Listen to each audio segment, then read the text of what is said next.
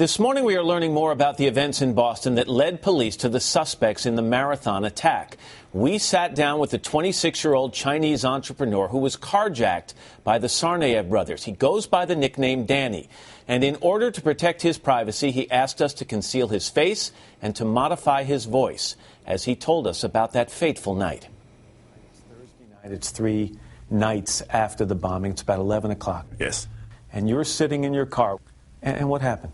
I saw someone, pulled over to the curb just behind me, and there was a person on the passenger seat. He jumped out of the car and walked to my car. He looks on my window, so I lowered down a little bit. Suddenly, he put his hands in and opened the door from inside. What did he say to you? He took out his gun and pointed to me and said, "Where's the cash?"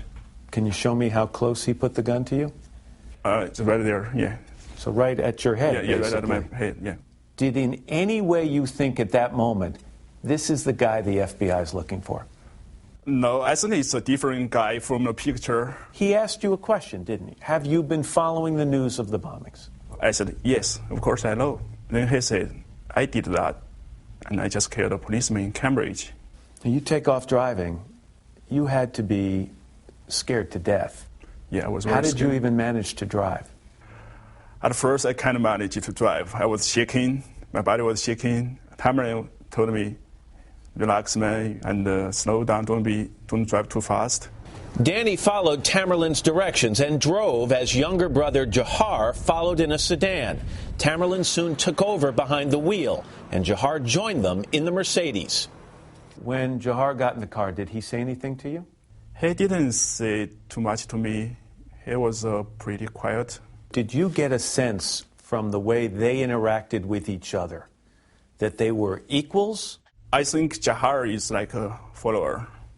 Why do you say that? Because Dzhokhar, he went out to the ATM. He went out to get the gas. Tamerlan never get out of the car. So he was the guy doing the errands. Yeah. They loaded some things from that second car into your SUV, didn't they? They did. What did they put in the car? I actually had no idea at that time. You know now. It's explosives. And when you think back that you were driving around in that car not only with 2 people who have allegedly committed murder, but in the back of the car there are explosives, what do you think now? I think I was really lucky. God was with me. Danny considered many different ways to escape, but he decided to make his move when they stopped at this gas station in Cambridge. At that time of night, they only took cash. Only took cash. Dzhokhar went inside the store to pay cash. So I thought it's a very good chance because only one of them is in the car. If you're going to escape, it had to be quick. Yeah. What did you have to do? I was thinking, unfasten my seatbelt and open the door. With your left hand, you undid the seatbelt. With the right hand, you opened that door, and you took off. I took off. Did you hear him react to you opening that door? He's trying to grab me. I can feel it. He was trying to grab me. He tried to get with his hand. He tried to grab your back. Yeah. But just missed you. Just missed me. It was very close. I can feel it. Danny ran into a different gas station and called 911. He told police they could track the suspects through his car's satellite system and the iPhone he had left behind. Have you thought about the fact that because that happened and they did track them quickly, that perhaps you prevented further bloodshed that night? I was trying to do, what I can do. It couldn't have been too long after that. Just about a half hour later, there was a shootout in Watertown. Yeah. And Tamerlan was killed. Yeah. What was your reaction? I was still worried they will come back to me. But when I heard that news, I feel a little bit of relief. We're going to have more of our conversation with Danny a little later in the show, including a section where he talks about getting a text message and then a phone call from his roommate.